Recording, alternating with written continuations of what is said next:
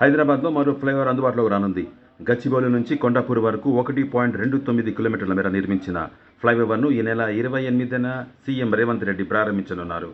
మాజీ ఎమ్మెల్యే దివంగత పి. జనార్దన్ రెడ్డి జ్ఞాపకార్థం ఫ్లైఓవర్కు పీజేఆర్ పేరును పెట్టింది ప్రభుత్వం. 182 కోట్ల 72 లక్షలతో నిర్మించిన ఈ ఫ్లైఓవర్ వల్ల టెకీలకు ట్రాఫిక్ ఇబ్బందులు కొంతమేర తగ్గనున్నాయి.